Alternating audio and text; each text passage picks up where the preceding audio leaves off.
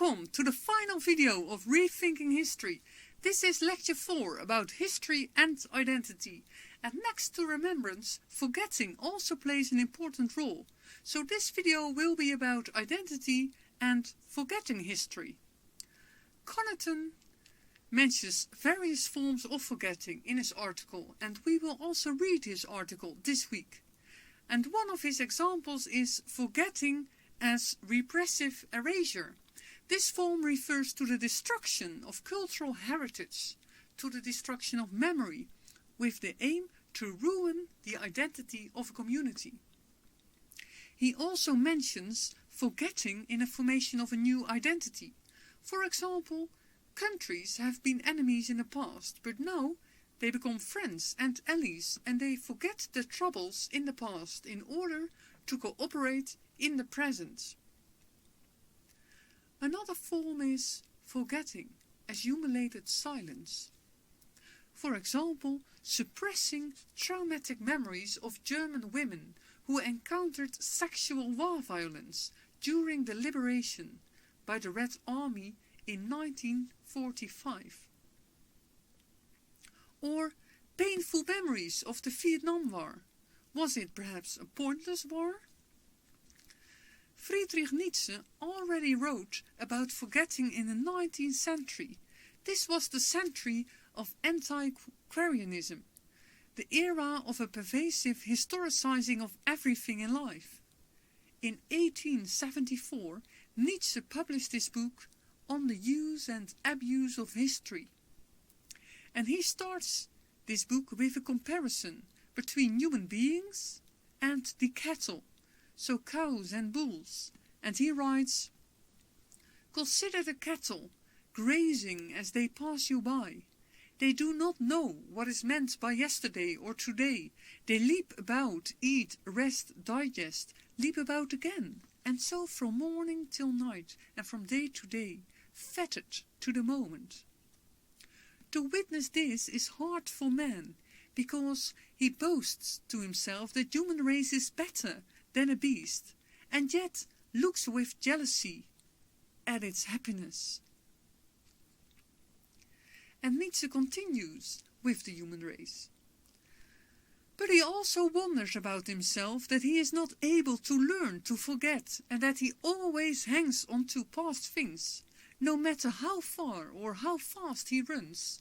This chain runs with him, for the man says, "I remember," and envies the beast, which immediately forgets and sees each moment really perish, sink back in cloud and night, and vanish forever.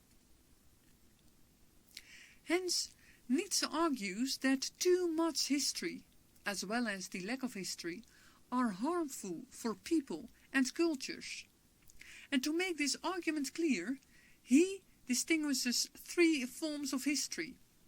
The first one is monumental history, an emphasis on great deeds of the past, from the past.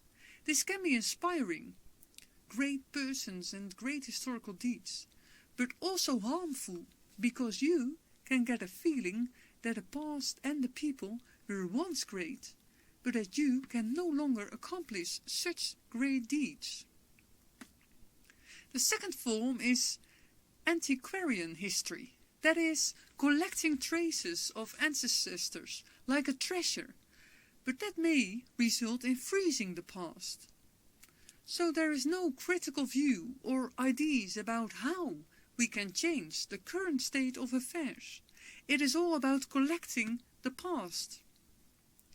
The third form is critical history, that is, criticizing the past. However, too much critique may destroy life, for we are always the product of previous generations. So Nietzsche's thinking was influenced by vitalism. Vita comes from Latin and means life. So Nietzsche was writing about the use and abuse of history for life, and argued that forgetting is an important part of a happy life. It is also important to discuss forgetting in relation to history science. For a long time, academic history was focused on national history and the growth of nations.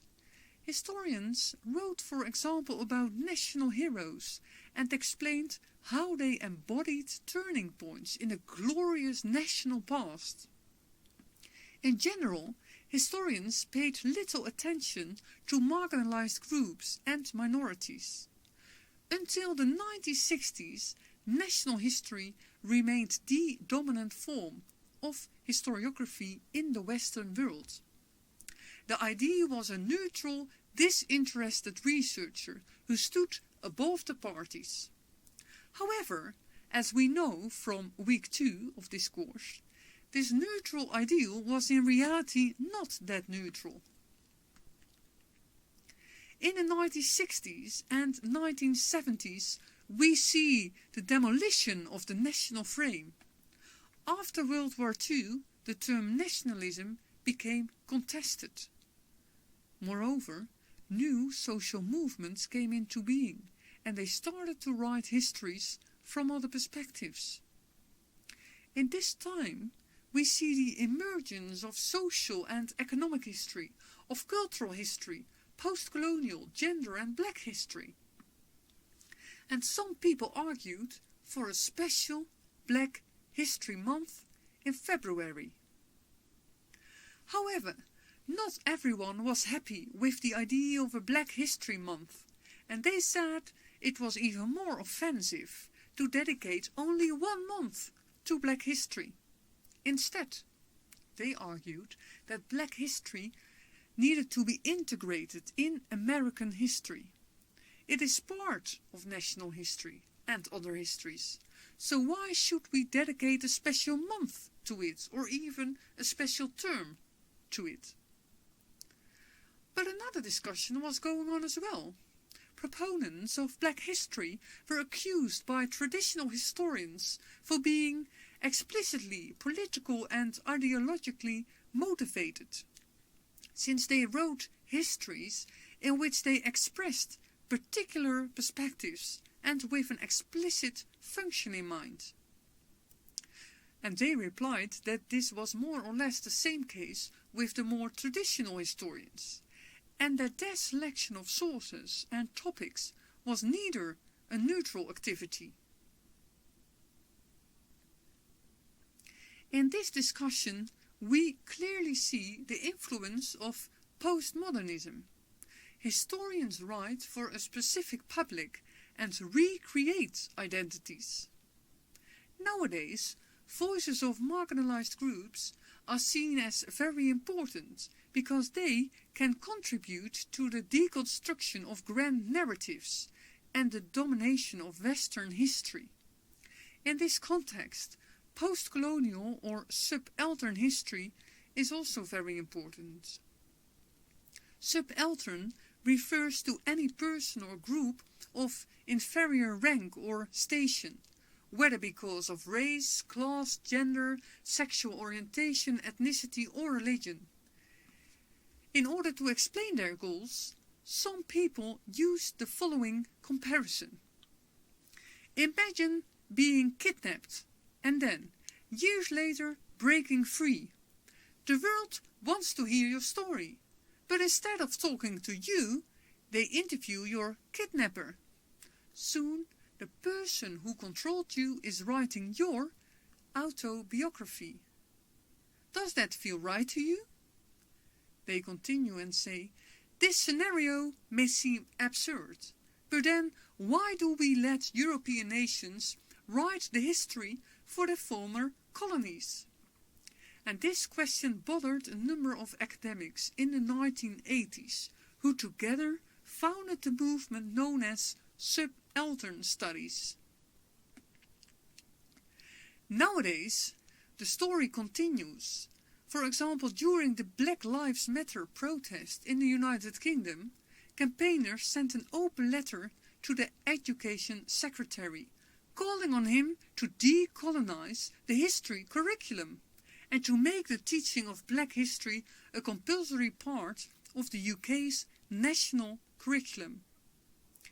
It is not my intention to influence your mind about political opinions, but the goal of this course was to rethink history and to understand more about how history as a science came into being and all the discussions about history science, such as about perspectives and identities, but also about sources and different ways of viewing these sources and to what extent they give us, as historians, access to the past. Think about reconstructionism, constructionism and deconstructionism. Well, I really hope that you liked this course, Rethinking History, and that you will become a very enthusiastic, critical and keen historian. Good luck with your exam next week. If you have any questions, please let me know. I am happy to answer all your questions by email or via a Zoom meeting, for example.